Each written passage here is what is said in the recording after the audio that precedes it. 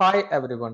ഏറ്റവും പുതിയൊരു എപ്പിസോഡിലേക്ക് എല്ലാ കൂട്ടുകാർക്കും ഹൃദ്യമായ സ്വാഗതം. വളരെ പ്രധാനപ്പെട്ട ഒരു അപ്ഡേറ്റ്സ് നിങ്ങളുമായിട്ട് ഷെയർ ചെയ്യാനാണ് ഈ ഒരു വീഡിയോ. CTET പരീക്ഷ എഴുതാൻ പോകുന്നവർക്ക് CBSE പുതിയൊരു അപ്ഡേറ്റ്സ്, പുതിയൊരു നോട്ടീസ് റിലീസ് ചെയ്തിരിക്കുകയാണ്. CTET പരീക്ഷയുമായി ബന്ധപ്പെട്ട എല്ലാ വിവരങ്ങളും ഉൾക്കൊള്ളിച്ചുകൊണ്ടുള്ള വീഡിയോ ആണ് പ്രിപ്പയർ ചെയ്തിരിക്കുന്നത്. നിങ്ങൾ ആദ്യമായിട്ടാണ് ഈ ചാനൽ വിസിറ്റ് ചെയ്യുന്നതെങ്കിൽ ചാനൽ സബ്സ്ക്രൈബ് ചെയ്യുക. വിദ്യാഭ്യാസപരമായിട്ടുള്ള എല്ലാ വാർത്തകളും ഉടനെ തന്നെ നിങ്ങൾക്ക് അപ്ഡേറ്റ്സ് ആയിട്ട് ലഭിക്കുന്നതായിരിക്കും. അതുപോലെ തന്നെ CTET പരീക്ഷ പുതിയതായിട്ട് എഴുതുന്നവർക്ക് വേണ്ടി ഈ ഒരു വീഡിയോ ഷെയർ ചെയ്ത് കൊടുക്കുക. CTET പരീക്ഷ എന്താണ്, ആർക്കൊക്കെ എഴുതാം, എന്താണ് ഇതിന്റെ ക്വാളിഫിക്കേഷൻ, എങ്ങനെയായിരിക്കും പരീക്ഷ കണ്ടക്ട് ചെയ്യുക, ഇതിന്റെ സിലബസ് എന്തായിരിക്കും തുടങ്ങിയ കാര്യങ്ങളാണ് ഈ വീഡിയോയിൽ ഉൾപ്പെടുത്തിയിരിക്കുന്നത്. ആദ്യമേ തന്നെ CTETന്റെ ജനറൽ ആയിട്ടുള്ള കാര്യങ്ങൾ എന്തൊക്കെയാണെന്ന് നോക്കാം. അതായത് 1ാം ക്ലാസ് മുതൽ 8ാം ക്ലാസ് വരെ അധ്യാപക നിയമനത്തിനുള്ള കേന്ദ്ര സർക്കാരിന്റെ യോഗ്യതാ പരീക്ഷയാണ് CTET അഥവാ central board of secondary education CBSE നടത്തുന്ന സെൻട്രൽ ടീച്ചർ എലിജിബിലിറ്റി ടെസ്റ്റ് എന്ന് പറയുന്നത്. അത് ഈ മാസം അവസാന ആഴ്ചയിൽ അപേക്ഷ സമർപ്പിക്കുവാനുള്ള ലിങ്ക് ആക്റ്റീവായിട്ട് വരുന്നതായിരിക്കും. അതിന്റെ ഡീറ്റെയിൽസിലേക്ക് നമുക്ക് കടക്കാം. ഡിസംബർ അതുപോലെ തന്നെ ജനുവരി മാസങ്ങളിലായിരിക്കും 2022 ഡിസംബർ 2023 ജനുവരി മാസങ്ങളിലായിരിക്കും ഇതിന്റെ ഓൺലൈൻ പരീക്ഷ നടക്കുക. കേന്ദ്രീയ വിദ്യാലയ അതുപോലെ തന്നെ നവോദയ വിദ്യാലയങ്ങളടക്കം കേന്ദ്ര സർക്കാരിന്റെയും കേന്ദ്ര ഭരണ പ്രദേശങ്ങളുടെയും നിയന്ത്രണത്തിലുള്ള എല്ലാ സ്കൂളുകളിലെയും നിയമനത്തിന് CTET യോഗ്യത വേണം. CTETന് ആജീവനാന്ത സാധ്യതയുണ്ട് എന്ന് വെച്ചാൽ നിങ്ങൾക്ക് ഏത് സമയത്ത് വേണമെങ്കിലും എത്ര പ്രാവശ്യം വേണമെങ്കിലും CTET പരീക്ഷ എഴുതാവുന്നതാണ്. ഇനി സ്കോർ മെച്ചപ്പെടുത്തുന്നതിന് വേണ്ടി വീണ്ടും CTET പരീക്ഷ എഴുതാവുന്നതാണ്. ഇനി ഈ പരീക്ഷയുടെ രീതി എന്ന് പറയുന്നത് 2 മണിക്കൂർ വീതമുള്ള 2 പേപ്പറുകളായിരിക്കും ഉണ്ടാവുക. ഓരോന്നിലും നെഗറ്റീവ് മാർക്കിംഗ് ഇല്ലാത്ത 150 മൾട്ടിപ്പിൾ ചോയ്സ് ഒബ്ജക്റ്റീവ് ക്വസ്റ്റ്യൻസ് ആയിരിക്കും ഇതിൽ ഉൾപ്പെടുത്തിയിട്ടുണ്ടാവുക. 1ാം ക്ലാസ് മുതൽ 5ാം ക്ലാസ്സുകളിലെ അധ്യാപകർക്ക് ഫസ്റ്റ് പേപ്പർ 1ാം പേപ്പറും അതുപോലെ തന്നെ 6 മുതൽ 8ാം ക്ലാസ് വരെയുള്ളവർക്ക് 2ാം പേപ്പറും എഴുതാം. ഇനി 1ാം പേപ്പർ മാത്രമാണ് നിങ്ങൾ അപേക്ഷിക്കുന്നതെങ്കിൽ അതിന്റെ അപേക്ഷാ ഫീസ് എന്ന് പറയുന്നത് ജനറൽ വിഭാഗക്കാർക്ക് 1000 രൂപയും അതുപോലെ തന്നെ SC ST ഭിന്നശേഷി വിഭാഗക്കാർക്ക് 500 രൂപയുമാണ്. ഇനി 2 പേപ്പറുമാണ് നിങ്ങൾ എഴുതുന്നതെങ്കിൽ 1200 രൂപയും 600 രൂപ എന്നീ ക്രമത്തിലായിരിക്കും ഫീസ് ഉണ്ടാവുക. ഇനി ഇവിടെ ശ്രദ്ധിക്കേണ്ട വളരെ പ്രധാനപ്പെട്ട കാര്യം എന്തൊക്കെയാണെന്ന് നോക്കാം. ഓൺലൈനായിട്ട് അപേക്ഷ സമർപ്പിക്കുമ്പോൾ നിങ്ങൾ സന്ദർശിക്കേണ്ട വെബ്സൈറ്റ് എന്ന് പറയുന്നത് ctet.nic.in എന്ന് പറയുന്ന ഈ ഒരു വെബ്സൈറ്റ് തന്നെയാണ്. അതായത് ഒക്ടോബർ 31-ാം തീയതി തിങ്കളാഴ്ച മുതൽ ഓൺലൈൻ അപേക്ഷ തുടങ്ങുന്നതാണ്. നിങ്ങൾ അവസാന തീയതിക്ക് വരെ കാത്തിരിക്കാതെ 31-ാം തീയതി മുതൽ തന്നെ അപേക്ഷ സമർപ്പിക്കുക. കാരണം എന്തെന്ന് വെച്ചാൽ ഇവിടെ ശ്രദ്ധിക്കേണ്ട ഒരു വസ്തുത, ഓൺലൈൻ ആയിട്ടാണ് എക്സാം കണ്ടക്ട് ചെയ്യുക. ഇനി ഓൺലൈൻ സെന്ററുകൾ നിങ്ങളുടെ അടുത്ത് തന്നെ ഓൺലൈൻ സെന്ററുകൾ ഉണ്ടാവണമെന്നില്ല. ഓരോ ജില്ലയ്ക്കും, പ്രത്യേകിച്ച് കേരളത്തിനാണെങ്കിൽ ഓരോ ജില്ലയ്ക്കും ഓൺലൈൻ സെന്ററുകൾ കഴിഞ്ഞ വർഷം ഉണ്ടായിരുന്നു. അതേപോലെ തന്നെ ആയിരിക്കും ഇപ്രാവശ്യവും. ഇനി നിങ്ങൾ ആദ്യമേ അപേക്ഷിച്ചാൽ അതിന്റെ ബെനിഫിറ്റ് എന്താണെന്ന് വെച്ചാൽ നിങ്ങൾ ചോയ്സ് ആയിട്ട് കൊടുക്കുന്നത്, നിങ്ങൾ പ്രയോറിറ്റി കൊടുക്കുന്ന സെന്റർ ഏതാണോ അവിടെ തന്നെയായിരിക്കും നിങ്ങൾക്ക് ലഭിക്കുക. ഇനി നിങ്ങൾ അപേക്ഷിക്കുന്ന ഡേറ്റ് നീണ്ടുകൊണ്ട് പോകുന്നതിനനുസരിച്ച് ആ സെന്ററിലേക്കുള്ള അപേക്ഷകരുടെ എണ്ണം കൂടി വരുന്നതായിരിക്കും. അതായത് ഫസ്റ്റ് കം ഫസ്റ്റ് സെർവ്ഡ് ബേസിസിലായിരിക്കും നിങ്ങൾക്ക് സെന്റർ അലോട്ട് ചെയ്ത് തരിക. ഇനി ആ സെന്റർ ഫുള്ളായി കഴിഞ്ഞാൽ നിങ്ങൾ രണ്ടാമത് കൊടുക്കുന്ന പ്രയോറിറ്റി എവിടെയാണോ ആ ഒരു സെന്ററിലായിരിക്കും നിങ്ങൾക്ക് എക്സാം സെന്റർ ആയിട്ട് ലഭിക്കുക. ഒക്ടോബർ 31-ാം തീയതി മുതൽ തുടങ്ങി 24 നവംബർ വരെ നിങ്ങൾക്ക് ഓൺലൈൻ ആയിട്ട് അപേക്ഷ സമർപ്പിക്കാവുന്നതാണ്. ഇനി ഫീസ് അടക്കാനുള്ള അവസാന തീയതി എന്ന് പറയുന്നത് നവംബർ 25 വരെയാണ്. കഴിഞ്ഞ വർഷം CBSE പുറത്തിറക്കിയ ഇൻഫർമേഷൻ ബുള്ളറ്റിൽ കൊടുത്തിരിക്കുന്ന കാര്യങ്ങളാണിത്. ഏകദേശം ഈ ഒരു തരത്തിൽ തന്നെയായിരിക്കും ഉണ്ടാവുക. ഓൺലൈനായിട്ട് അപേക്ഷ സമർപ്പിക്കുമ്പോൾ ശ്രദ്ധിക്കേണ്ട കാര്യങ്ങൾ, നിങ്ങളുടെ കയ്യിൽ വേണ്ട ഡോക്യുമെന്റ്സ് എന്തൊക്കെയാണ് എന്നീ കാര്യങ്ങളാണ് ശ്രദ്ധിക്കേണ്ടത്. നമ്മൾ നേരത്തെ സൂചിപ്പിച്ച അതേ വെബ്സൈറ്റിൽ തന്നെ അപ്ലൈ ഓൺലൈൻ എന്ന് പറയുന്ന ബട്ടൺ ക്ലിക്ക് ചെയ്ത് കഴിഞ്ഞാൽ നിങ്ങൾക്ക് ഓൺലൈനായിട്ട് അപേക്ഷ സമർപ്പിക്കാവുന്നതാണ്. ഇതിലൂടെ 6 സ്റ്റെപ്സിലൂടെയാണ് നമ്മൾ കടന്നു പോവുക. ആദ്യത്തെ സ്റ്റെപ്പ് എന്ന് പറയുന്നത് ലോഗിൻ ചെയ്യുക എന്നുള്ളതാണ്. രണ്ടാമത്തെ സ്റ്റെപ്പ് അപ്ലൈ ഓൺലൈൻ എന്ന ബട്ടൺ ക്ലിക്ക് ചെയ്തുകൊണ്ട് ഓൺലൈൻ ആപ്ലിക്കേഷൻ ഫില്ല് ചെയ്യുക. ഓൺലൈൻ ആപ്ലിക്കേഷനോടുകൂടി നിങ്ങൾക്കൊരു രജിസ്ട്രേഷൻ നമ്പർ ലഭിക്കുന്നതായിരിക്കും. അത് എവിടെയെങ്കിലും കുറിച്ചു വെക്കുക. അതുപോലെ തന്നെ നിങ്ങളുടെ ഫോട്ടോയും പാസ്പോർട്ട് സൈസ് ഫോട്ടോയും സിഗ്നേച്ചറും അപ്ലോഡ് ചെയ്യുക. ഇനി എക്സാം ഫീസ് നിങ്ങൾക്ക് ഓൺലൈൻ ആയിട്ടോ അല്ലെങ്കിൽ ഇ ചലാൻ മുഖേന ഓഫ്ലൈൻ ആയിട്ടോ നിങ്ങൾക്ക് അപേക്ഷിക്കാവുന്ന ഫീസ് അടക്കാവുന്നതാണ്. ഇനി ഏറ്റവും അവസാനത്തെ സ്റ്റെപ്പ് എന്ന് പറയുന്നത് കൺഫർമേഷൻ കൊടുക്കുക എന്നുള്ളതാണ്. കൺഫർമേഷൻ കൊടുത്ത് അതിൻ്റെ ഒരു പ്രിന്റ് ഔട്ട് സൂക്ഷിച്ചു വെക്കുക. ഓൺലൈനായിട്ട് അപേക്ഷ സമർപ്പിക്കുമ്പോൾ ഈ കാര്യങ്ങളൊക്കെ ശ്രദ്ധിക്കുക. ഇനി ഇതിന്റെ യോഗ്യത എന്ന് പറയുന്നത് 1ാം ക്ലാസ് മുതൽ 5ാം ക്ലാസ് വരെയുള്ള അധ്യാപക നിയമനത്തിന് വേണ്ടി സാധാരണഗതിയിൽ ഡിഗ്രി, B.Ed അല്ലെങ്കിൽ TTC ആയിരുന്നു. ഇതുവരെയും അങ്ങനെ തന്നെ ആയിരുന്നു. ഇനി ഒരുപക്ഷെ അതിൽ ചെറിയൊരു മാറ്റം വരാൻ സാധ്യതയുണ്ട്. അതിനുള്ള ഒരു ശുപാർശ നൽകിയിട്ടുണ്ടായിരുന്നു. അതായത് ഇനി എല്ലാ യോഗ്യത അധ്യാപക നിയമനത്തിന് വേണ്ടിയിട്ടും B.Ed നിർബന്ധം ആയിട്ട് വേണമെന്നുള്ള ഒരു ശുപാർശ വന്നിരുന്നു. എന്നാൽ ഇതിന്റെ അപേക്ഷയിൽ ശ്രദ്ധിക്കേണ്ടത് 1ാം ക്ലാസ് മുതൽ 5ാം ക്ലാസ് വരെയുള്ള പ്രൈമറി ടീച്ചേഴ്സിന് വേണ്ടിയിട്ട് degree plus B.Ed or TTC ആണ് യോഗ്യത. അതേപോലെ തന്നെ TGT ആണെങ്കിൽ B.Ed നിർബന്ധമാണ്. B.Ed ഉള്ളവർക്ക് TGT പേപ്പർ സെക്കൻഡും എഴുതാവുന്നതാണ്. നിങ്ങൾക്ക് സ്വന്തമായിട്ട് തന്നെ CTET-ന് അപേക്ഷ സമർപ്പിക്കാവുന്നതാണ്.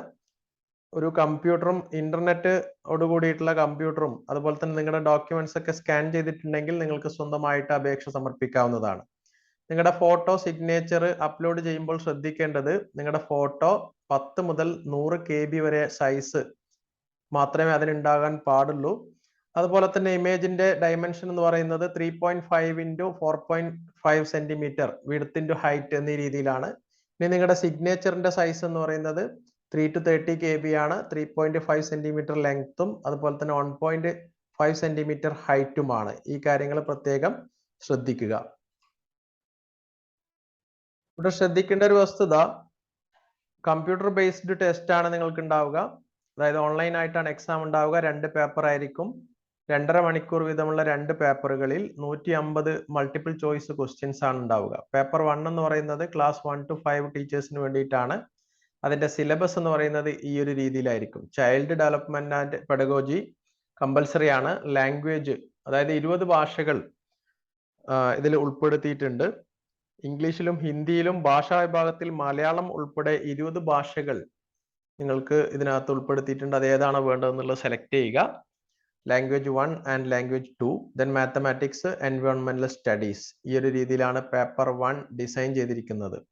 ഇത്രയുമാണ് നേരത്തെ സൂചിപ്പിച്ച ലാംഗ്വേജസ് എന്ന് പറയുന്നത്. ഇതിൽ നിന്ന് നിങ്ങൾക്ക് ഏതാണോ വേണ്ടത് ആ ഒരു സെക്കൻഡ് ലാംഗ്വേജ് നിങ്ങൾക്ക് സെലക്ട് ചെയ്യാവുന്നതാണ്.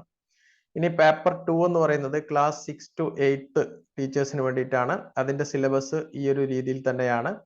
ഇനി 30 multiple choice questions child and development പെഡഗോജിയിൽ നിന്നാണ്. ബാക്കി 30 language, then 30 language second, 60 for mathematics or social science.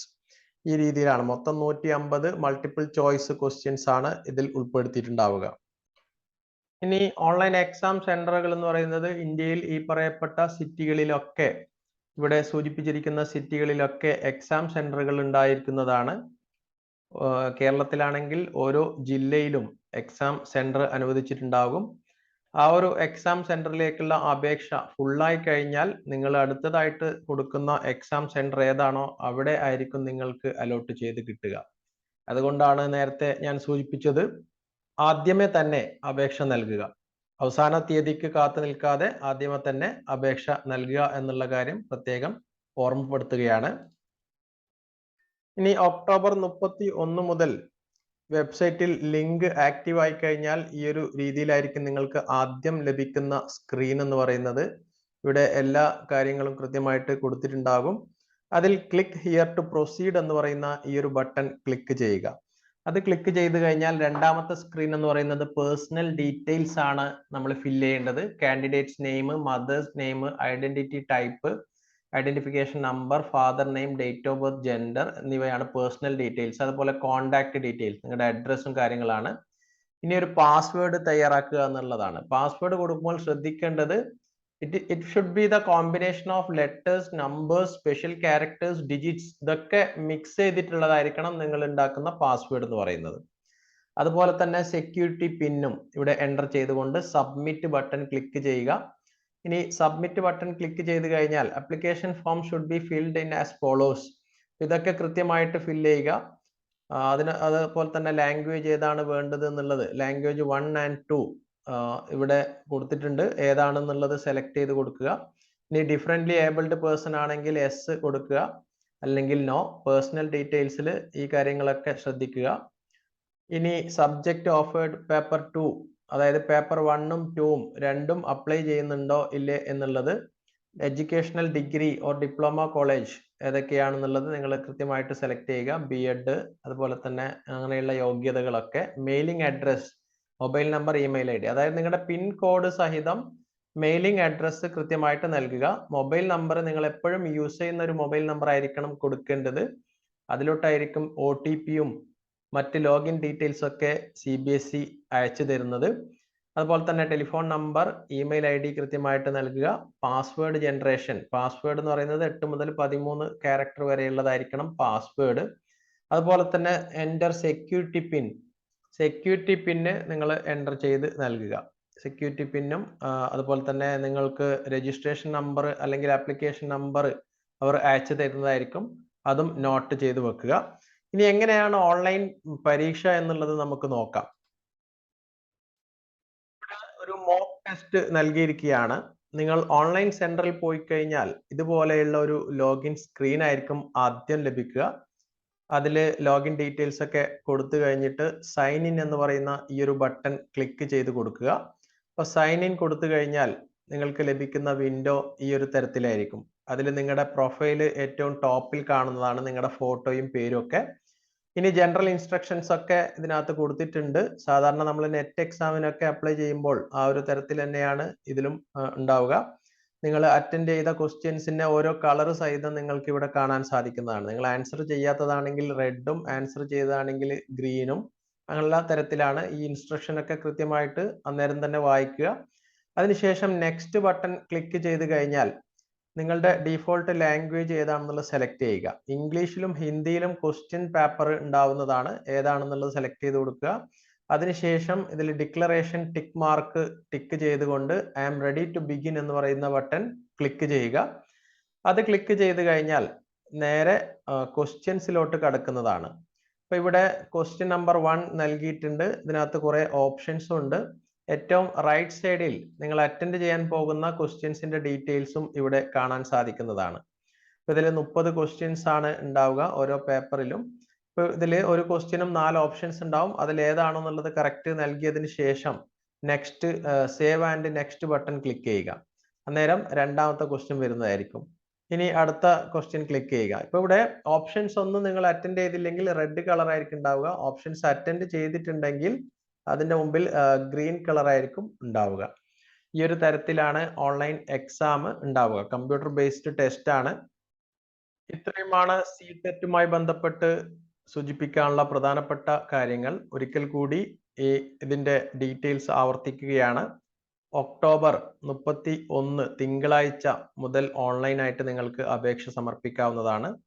24 November 12 മണി വരെ നിങ്ങൾക്ക് ഓൺലൈനായിട്ട് അപേക്ഷ സമർപ്പിക്കാവുന്നതാണ്. ഫീസ് അടക്കേണ്ട അവസാന തീയതി എന്ന് പറയുന്നത് 25 നവംബർ ആണ്. അപ്പോൾ എല്ലാ കൂട്ടുകാർക്കും 1000 വിജയാശംസകൾ നേരുന്നു. CTET-മായി ബന്ധപ്പെട്ട എല്ലാ കാര്യങ്ങളും, ഏകദേശം കാര്യങ്ങളും നിങ്ങൾക്ക് മനസ്സിലായിട്ടെന്ന് വിശ്വസിക്കുന്നു. ഇത് നിങ്ങളുടെ സുഹൃത്തുക്കൾക്കും കൂടി ഷെയർ ചെയ്ത് കൊടുക്കുക. ഏറ്റവും പുതിയ വീഡിയോയുമായിട്ട് നമുക്ക് വീണ്ടും കാണാം. അതുവരേക്കും താങ്ക് യു.